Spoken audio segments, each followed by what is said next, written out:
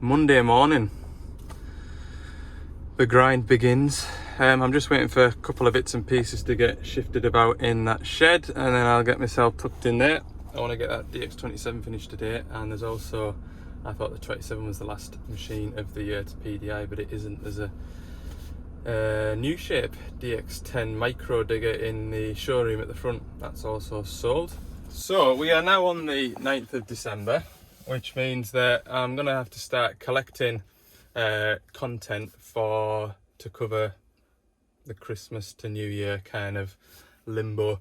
So I'm gonna start filming videos daily and then uploading them on the usual schedule of Tuesday, Thursday and Saturday. I know you do enjoy the sort of hour-long videos on the weekend. That will return in the new year once we get back on track. I found that if I leave a big gap between videos, you lot find somebody else to go and watch. So I'll keep it going. Right. Oh, that was another thing as well. My salesman watched the video of me PDIing this machine, and he phoned me and said, "Oh, that 27 doesn't need a green beacon." And I says, "Well, all I've got left to do now is put a beacon bracket on here and put all this back together." So a bit late now. I'm sure somebody told me this needed a green beacon. I'm almost positive, but anyway,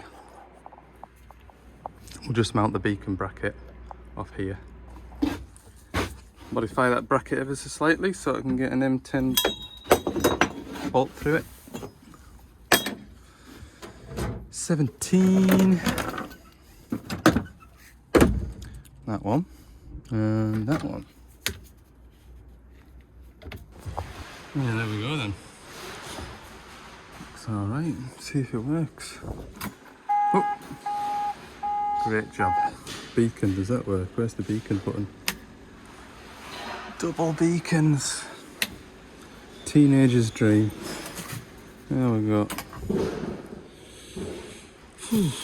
Right, next job, I'll see if there's any diesel, white diesel, see if there's been a fuel delivery while I've been charging around the countryside at the end of last week. Fuel tank's still empty. Right, got this to mount on here. Was discussing the idea of putting a ball hitch straight through here, but I've just got a feeling, and I know what this is going to do. It's going to be pulling a little trailer off-road. If it was on gravel all day long, it'd probably be alright, but it's going to be in a wet field with a bit more resistance, so I feel like putting a ball hitch on there. The blade all the way up, it shouldn't be anywhere near any of this, and it won't be near the counterweight because it's a zero tail, but I'd have to reinforce this, and that's a fair bit of effort. I can bolt that to there like that, and when he doesn't want it, unbolt it. 2 bolts, put that on there like that. Pretty good, I think. Right, so I've marked the middle of the blade. Can't imagine I want it offset. Marked the centre of my hitch. I've marked the distance down, 60 mil. It's gonna go on there like that.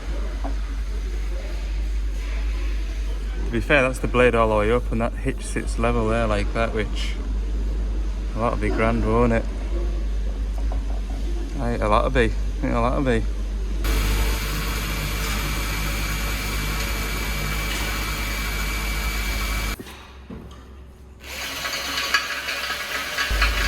Well, I thought I was being optimistic with my old cone cutter, but got my holes drilled. Looks pretty level as well.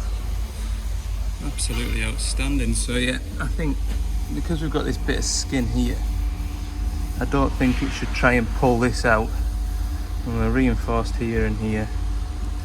And like I say, when this is up flush, this hitch sits ever so slightly back the way, so that's the greatest amount of height, and it's probably the most common travel position for pulling a trailer in it. So yeah, I think we've done a good job. Get this whizzed up. Okay, next job. Hitch. Tesco train. These are the buckets I'm after. Hitch is in there. You're going to find a FLT forklift truck. Baby forklifts. Beep beep. Right, I've got a feeling this isn't going to work, but I'm going to try it anyway. Visibility, that's what I'm blaming. Is this gonna work? Ah, yeah! Nah, it hasn't really.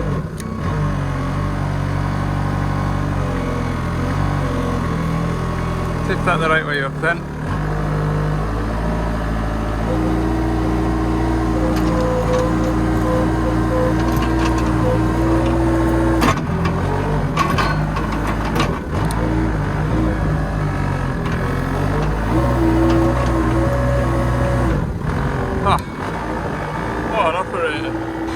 Okay, I'm just done with putting the hitch on this, but I've been rather sidetracked by this beast. This beast is to fit to that. It's a tree shear slash collector, so this arm comes out, you grab your tree, everything goes in, and that arm holds it, and then you're allowed to open this again and cut another tree so you can collect two things. It's called a collector delimber.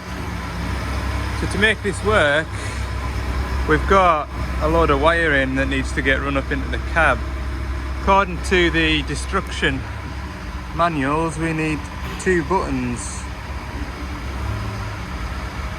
So we need 2 push buttons to be able to make it all work. It doesn't come with the relays or any wiring, any other wiring. It just comes with this bit of wiring here basically.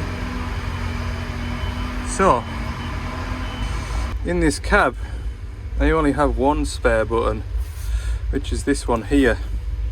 That button doesn't do anything. That one there locks my quick hitch back on when I'm changing attachments, and that goes via the VCU, so I don't really want to interrupt that. Same with this one, that has 2 functions, that button. When you're not using the quick hitch, that button there, the function of it is to rev the machine up or rev the machine down before the auto idle kicks in. If you're not using auto idle, you have it running flat out, you can press that button and it'll rev down. And obviously we've got the horn. But apparently I need 2 spare buttons, and where that one sits there isn't particularly handy because I'm going to press that button and use the tree shear, which I would have to use like that, which we don't want to do. So I think what I'm going to do is get a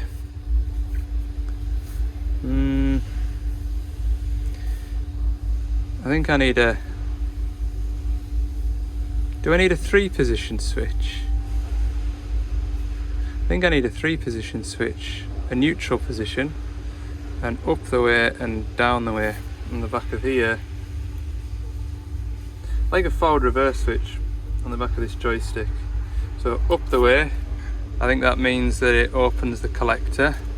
Click it down the way, that means it works the shear. And then in the neutral position, we'll see what happens.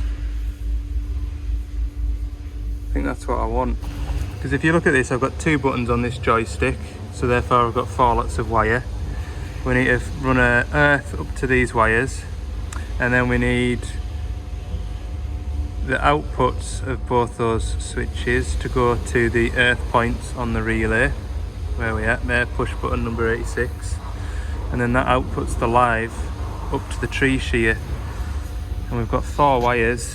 Where's the plugs at? There, 4 wires that need to do something. So I need to go to Cumbria Autos, get a little mini, I'm sure I used one before, didn't I, on that? Whoops, it's for a different function, wasn't it? To change between the dozer blade and the rotate lines on that 140.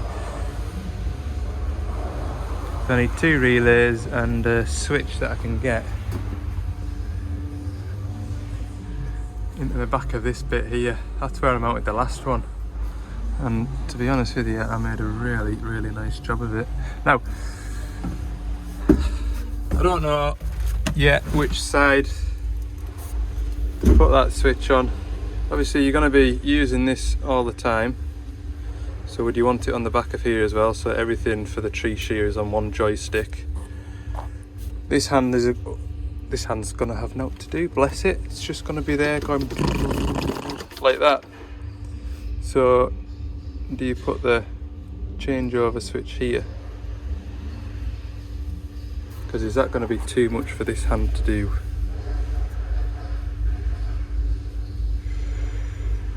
I don't know what's best, but anyway, it's lunchtime now, believe it or not. I haven't got any lunch with me though, so I'm going to keep working. No, I think what I want to do is get this PDI finished first and then work on that tree shear. Get one problem fixed, one problem sorted before one job, not problem, one job done before I start the next. So be a better job, but yeah, probably spent half an hour trying to get my head around those instructions and speaking to the salesman and all, because I wasn't just sure whether that was a me job or whether that was just a supply tree shear for the customer to sort out at his own convenience. Well, I remember grey, I need grey pen.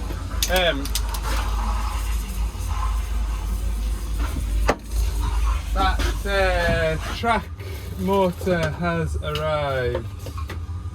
Track motor's here, so I've got that to do. Tomorrow we get to look forward to doing that. Hooray! Right. See how many of these I go through before I find one that sprays. That one's blocked. Might as well just bin that. Okay, I've offered this hitch up and it looks as though we need 4 shims in here. So we'll put 2 on this side and 2 on this side, but not yet because I've still got the rubber grease seals to go in. So I'll hang this side first. Right, hitch is on, but I've got a feeling I have to fully expect it. I'll have the pipes to swap around in here, so I'm just going to go ahead and take this cover off. So the hitch unlocks when you curl the bucket rather than pull the dipper arm in. That's the reason for it. Ready, steady. So that's my quick hitch feed pipe to the quick hitch valve. That's taking the feed off the wrong pump. We want that one there to be attached to this pump feed here. What do we do again? 27, 27. Unscrew, unscrew. Swap that fitting over onto there. There we go. That's swapped over now, so when we curl the bucket, the hitch should open. It definitely will, so I'm going to put this cover on. Fluid check next. I think this has already been done because the paint's off this bung, but yeah, that one's alright. Engine oil.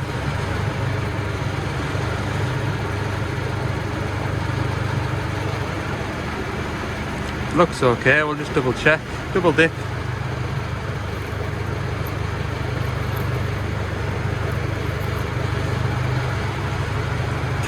Yeah, that's acceptable, I'm happy enough with that.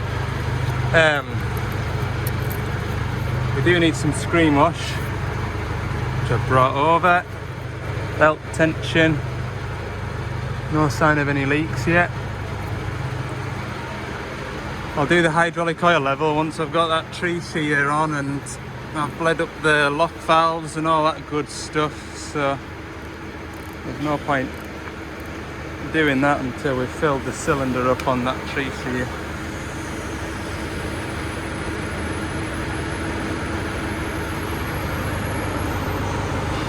Lovely. Right, lock valves, bleed them up next. There we go. I'm done. That's the boom lock valve done. This one there was quite a bit of air in, the dipper arm one was fine. It's remarkable how much air comes out of these. But it's definitely worth doing. This cover that goes over this lock valve to protect it. This one here. Could probably just get away with them 2 top holes. I'll show you for why. That pressure sensor there, that way around, sits right in the way of that hole there. Hang on. That hole there. So when that plate is on, it's a nightmare trying to get that bolt out.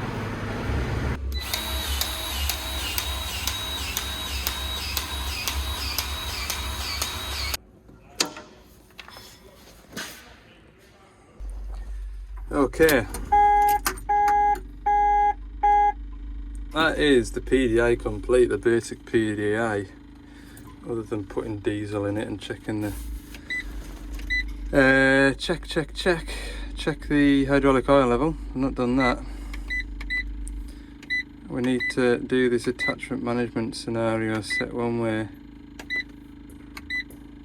and it asks you for a service code, so I need to go into the service menu and turn the function off where it tells you. I think it's in the service menu, I wanna all the ones.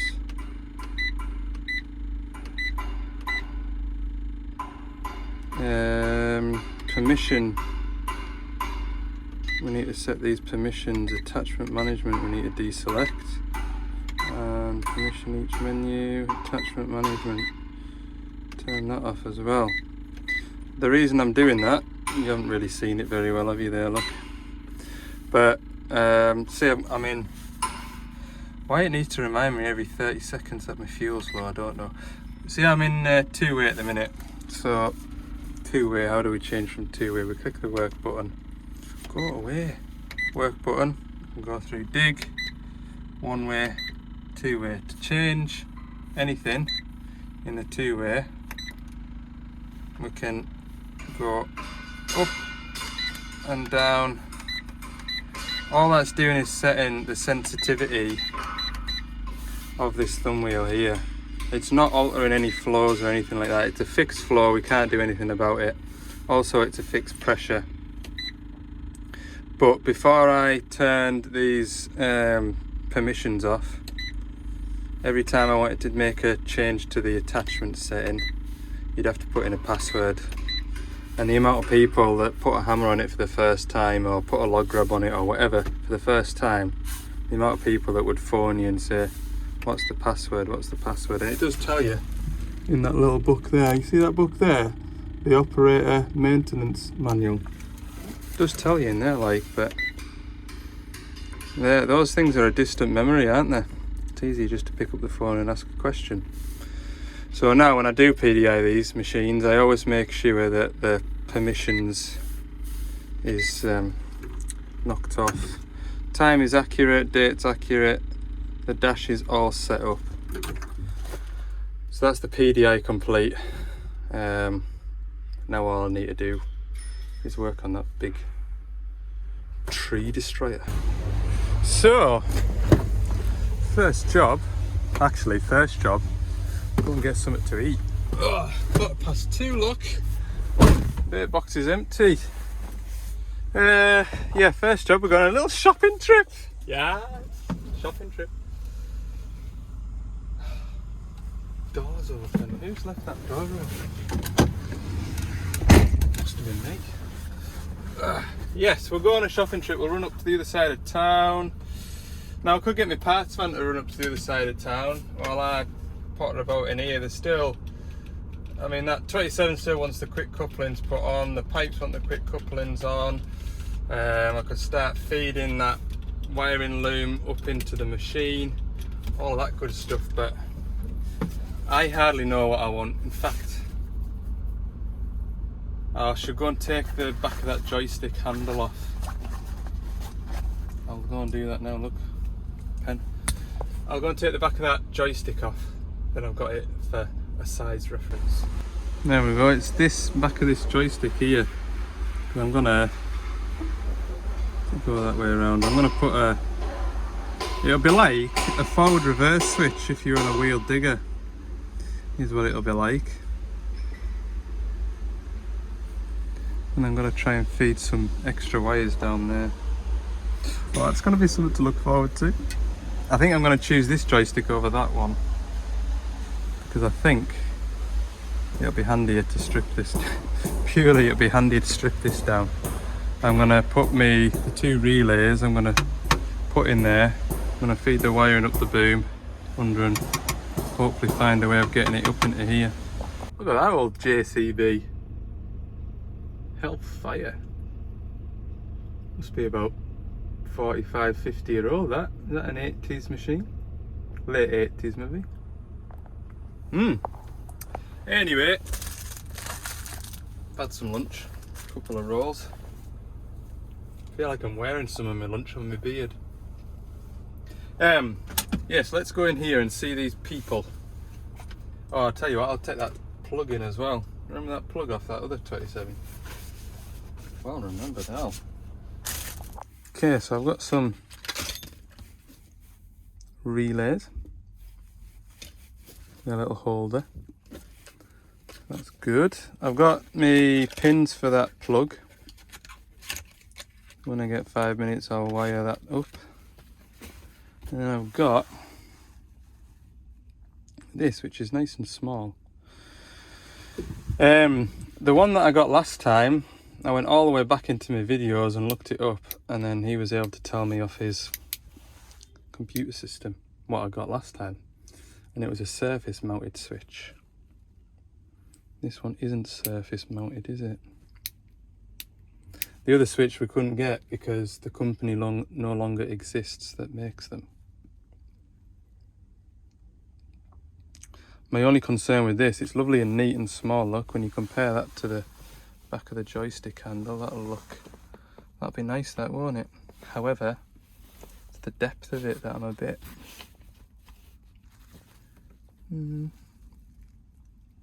concerned about. Anyway, the other option was two latching buttons, which I wasn't so keen on for two reasons. With a latching button, you press it in and it holds, and then press it again and it disconnects basically. So you'd have two of them. There wouldn't be enough room on the joystick to mount them both on one joystick, so it would have to be one on each joystick. So that means more wiring and more wires. However, oh yeah, and that was another thing that I didn't like about it as well, is having two buttons that have the potential to stay, you know, if both buttons were pressed at the same time, who knows what that tree shear will do with both buttons pressed at the same time. So we're trying to make it idiot proof. You can only have that either that way or that way. And with that in the back of the joystick, the top way would be collecting and the bottom way would be shearing, and the middle presumably opens both fingers.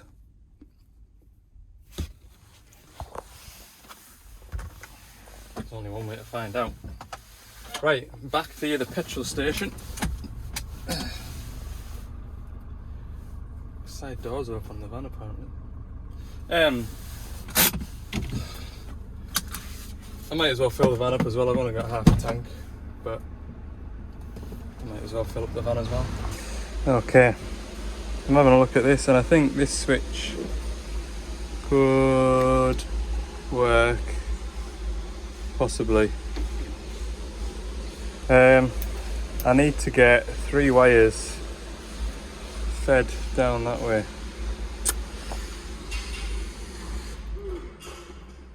So that's the next mission. Oh, this phone today with messages. Not so much people phoning, but messaging me. You glance at your phone and you see you've got umpteen WhatsApp messages and text messages, and then you spend 20 minutes blooming going through it all. The pilot pipes come down through here. There's dust in here. So I can run my wire down, around, through, and into here. And probably find somewhere to mount 2 relays in here. And then hopefully, wherever they go to,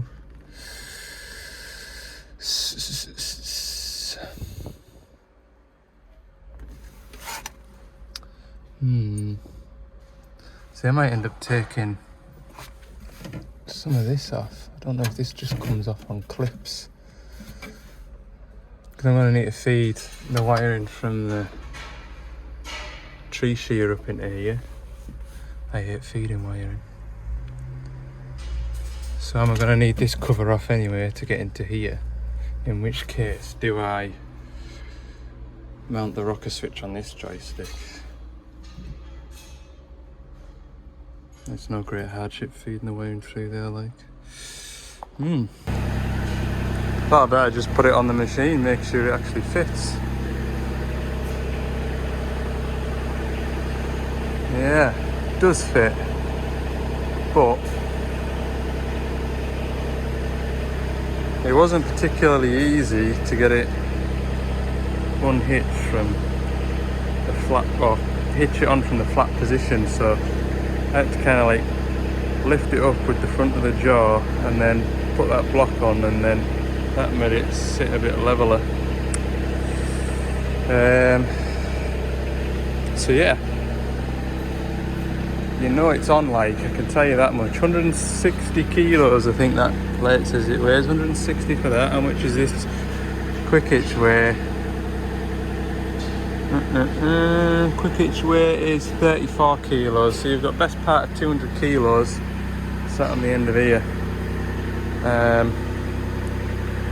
So it's a heavy bit of kit, but it isn't chopping trees, this, it's chopping willow. So it's not like you're going to be chopping the full potential of trees, it's chopping like bits of willow like that. So that's why it's collecting it. You're going to chop half a dozen sticks of willow, spin around and lay it onto your trailer that you've got attached onto there.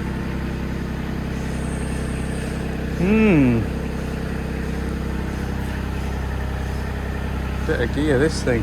Right, I think the next job, hey, I thought I pulled some wires out of a plug, but that's the end that needs to go up into the machine. I think we need to stretch it out and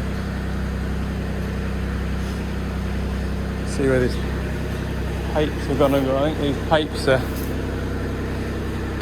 yeah, plenty too long enough. I would say they want to be a good foot shorter, like.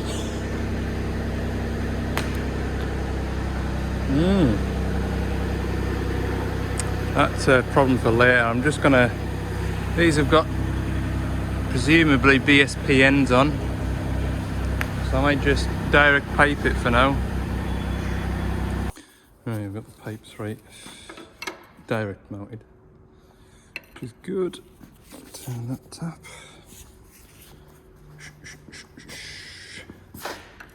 Turn that tap. See what happens. Yeah, so as you can see, with just oil flow to it, no electrical interference, it only opens and closes this bit. This piece here is your shear. It's not like a shear grab where it physically could cut you, but that is hard steel cutting edge. So as your tree comes, if this is a bit of wood, comes to there and this swings round again, you've got a cutting edge on here and that shears it off. With the electrics attached, this finger should be out, and when you cut the tree, this finger then collects it, and then you flick a switch to open it all again. This finger flicks past and grabs the next one, so you can gather up multiple sticks, trees, and then lay them in one pile. That's the idea anyway. Okay. Right, let's cut this loom off and see what we can do in here.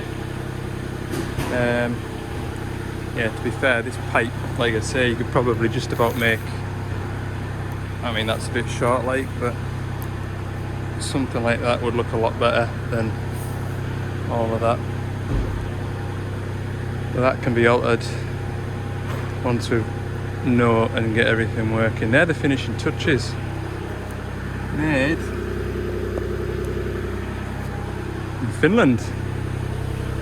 There you go. So obviously this is the loom that needs to get run into the cab. Yeah. You could pretty much just drape this over the whole machine loom and have it dangled in through the front windscreen if you really wanted. God, that's far too long, that.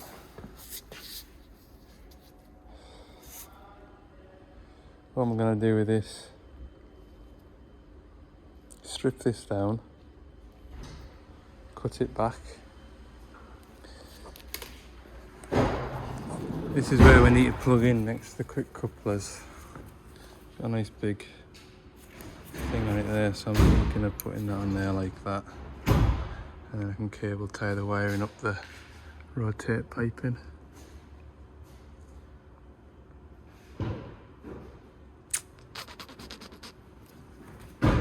That's what's to do. That's what's to do. Yeah, I think I'll do that. I'll worry about the length of this cable just like I'll worry about the length of these pipes. Just leave it for now. I'll mount that onto there. I don't foresee that being, maybe that one there. Okay. Surprisingly roomy down here. Somewhere down here I should be able to see a grey wire. I can't see it. Yeah. Anywhere in there. Put my hand in and have a fish about. It's got to be there somewhere.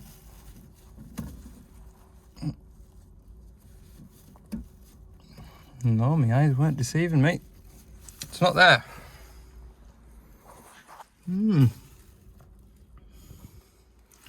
Okay. Feed a bit more in. Oh, that's why it's come out. I must have stood on it when I stepped back. Ah. It's totally come out now. Okay.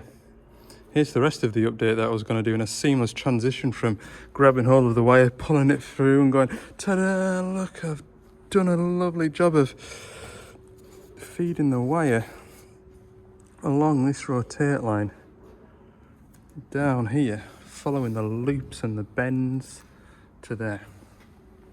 I think I have made up my mind about this extra long piece. I will be chopping it because it'll just cause problems if I loop all this lot up in here. This is just a rubber flap like, but we've got this ram here that's going to be opening and closing. There's nothing really proper. I suppose that's if something I can attach it to there, that eyelet. But no, we'll do the job nicely. We're not going to like chop it off though, so there's only enough to reach here. We're going to leave a good, We're going to leave a little couple of curls in it just in case if anything happens, we've got more wire to feed through and re-end the plug. You know what I mean? Because that'll be my job in 18 months time when they've hanged the wire on a stump or a branch and it's pulled the end of the plug out. It'll only be for me to do, like, maybe. Or maybe somebody will thank me for it one day. You never know.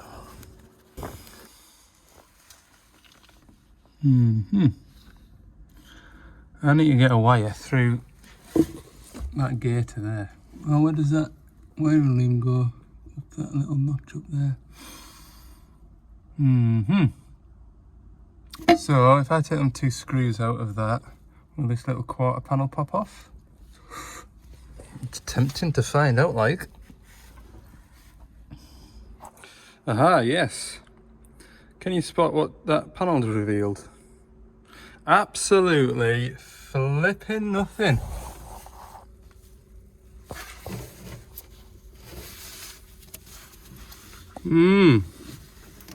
So, I think the next best bet, I'm reaching my arm up in here by the way, my hand's about just below that screw bolt captive thing.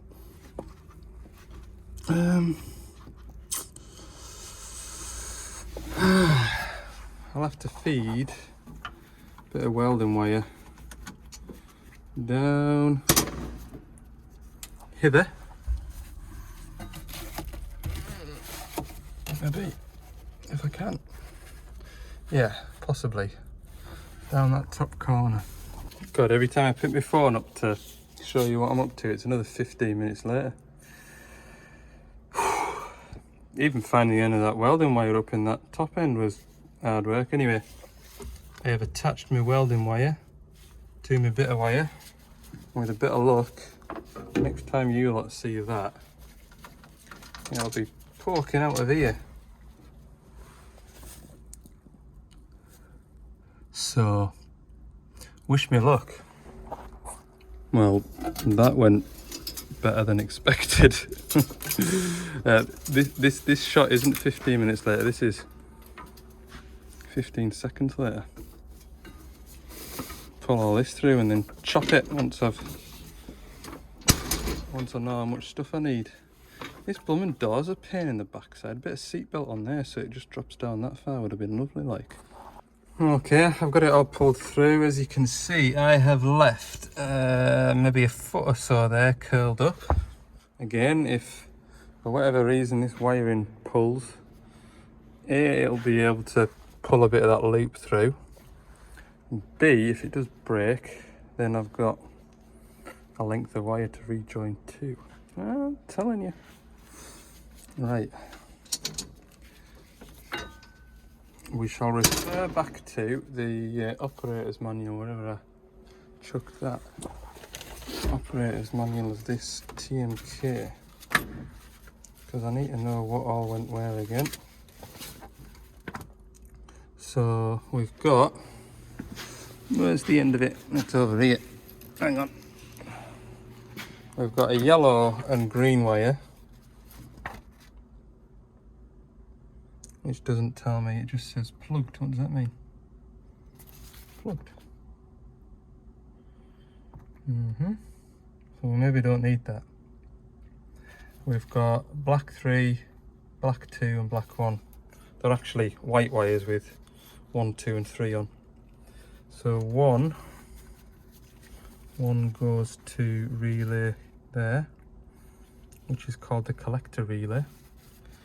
Number 2 goes to the delimiter relay, and number 3 goes to earth. So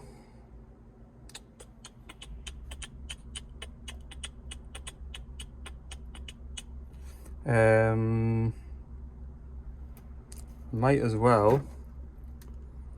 Have I got any spare? No, I haven't. Tell you what, unscrew them, get a scotch lock, click, there's my power. No. Is there any spare plugs in here though that have an ignition live? That would be a real treat. There we go, look, we can disconnect that annoying buzzer that buzzes when you turn the ignition on and disconnect the live and earth from there, and then the buzzer won't buzz. That'd be great. Any more wiring in here that doesn't go anywhere? Doesn't look like it. So I'm gonna have to run a live and an earth in, fused live and an earth. I can connect my earth to it in here. I can earth my relays in here. I can run my powers into here for the relays. So it looks like we're not done yet with the old welding wire. You know that green beacon that it didn't need? I should have just pulled the wiring back through there and down through the seat. Because that's got a live and an earth, hasn't it?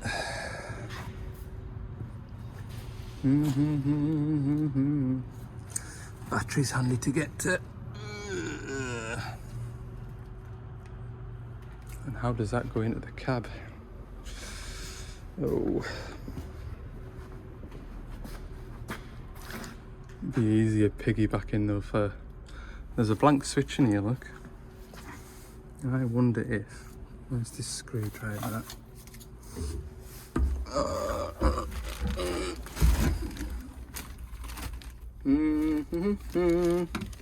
Pop that blank switch out of there. I do have a trim removal tool, but I've also got a flathead screwdriver in my hand. Right, where's that torch? There's a possibility that there's a wiring in here for a switch that we don't need, which will have a live and an earth.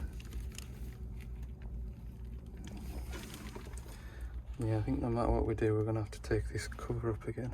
Oh! I know some of you have said in the past about having a magnetic tray. I do have one. I actually have two. One's for collecting odds and sods that is full of odds and sods. The other one is empty.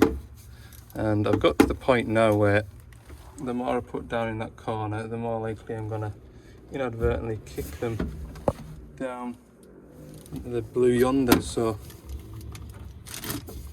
there's my magnetic tray, so I don't lose anything.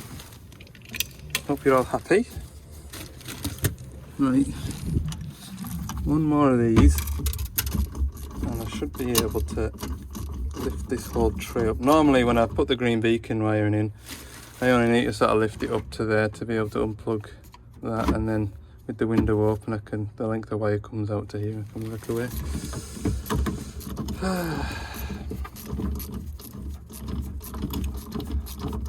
only put this back together on Wednesday. I'm taking it all apart again now.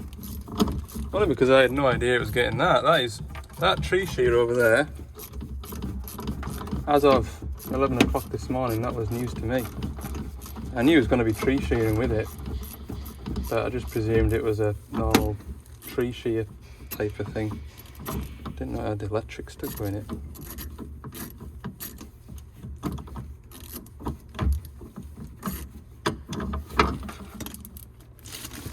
Right, pop you there. Let's have a look under here. Great job. Let's get all the rubbers moved. Okay, good news. In here there is a 4-pin Deutsch plug with a blanking cap. So if that red wire becomes live with the ignition on, we shall use that. And I would presume, just because of science, that black one there is an earth. If so, we can make a really nice job and just put wire in there, send that down here somewhere. Oh look, that's where my arm was. Down in there somewhere. Amazing. Oh, do you know something? I know in the old 27s, the Bobcat variety, removing this panel here is an impossibility. Do you remember when I had one of these joysticks to replace? Oh God, that was horrible. But I would say, yeah, it is. If you take those two bolts out of there, pull that out of the way, and then take those Allen bolts out, you'll be able to pull this whole thing out and take the pipes off. Oh, but I bet people won't snap that joystick because it's got a great big metal rod up through it. The Bobcat ones must be like moulded plastic. Anyway, right, come on. Getting diverted. Go and grab a multimeter. See if this plug's live with the ignition on. And then we'll prat about with it after. Even if I get all my wires run through into behind my feet here, then we've just got these relays to mount up. Yeah, and then I suppose we'll run a wire in through there. There's still a bit to do. There is still a bit to do, people. It's 5:30 now, so I'll give it another 20 minutes and I'll let it pack up. Right, red and black. Here's the turn the ignition off. Power disappears. Ignition on. Start it. Can start it, can't I? Yeah.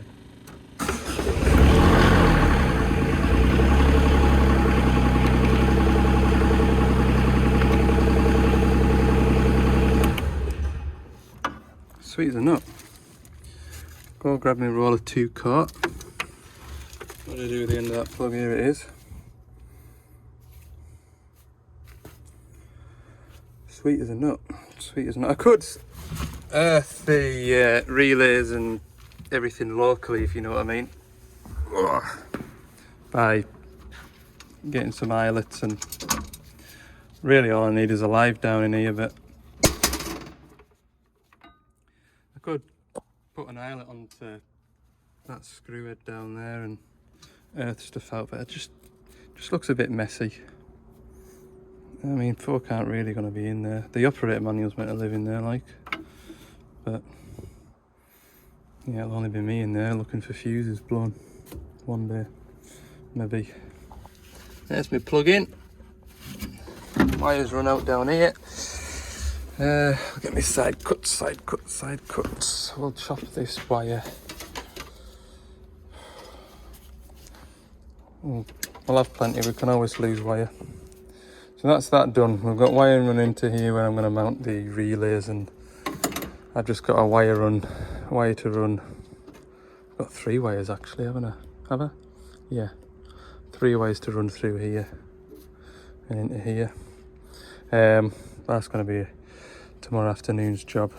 The owner came in for a look at this just now.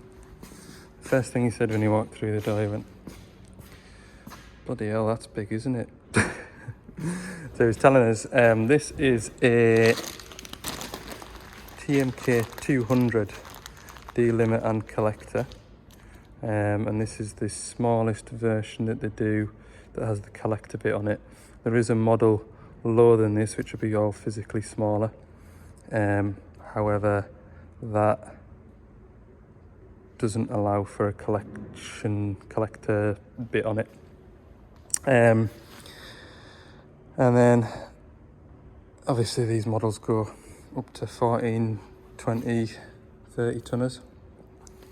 But no, he's happy with it. I think the rep for these TMKs said that a 300 would go on it, but bloody hell, a 300 would be huge, wouldn't it?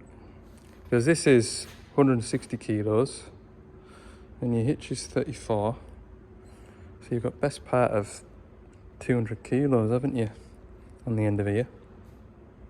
And like I say, when you lift the arm up in that position, you know that the digger's got it on. That is a fact.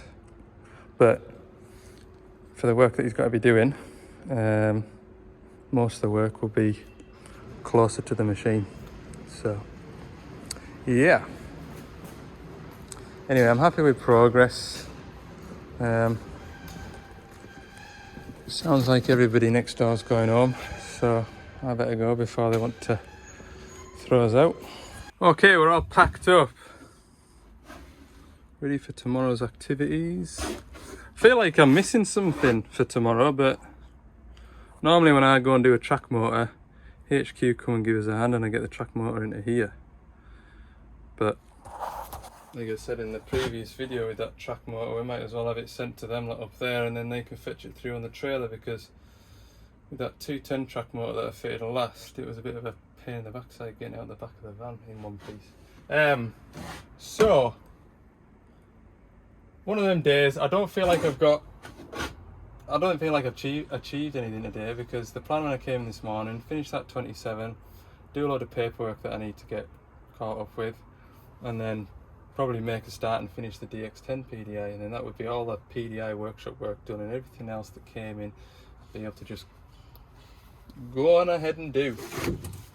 But realistically, when I think about it, I've done a lot, just that machine still isn't finished. Anyway, I hope you've enjoyed this video. If you have, please let me know by clicking the like button. If you haven't already, I'd appreciate the subscribe button being hit as well. It costs you nothing to do, and just makes my video more appealing to YouTube. And then there you go, oh, a few folks subscribing to this fella. We'll ping it onto other people's news feeds, and they'll might have a look at it, and before you know it, you're a YouTube star. Anyway, it's not all about that, is it? It's just about showcasing what it's like to do my job. So there you go. Right, thanks for watching. See you all in the next one.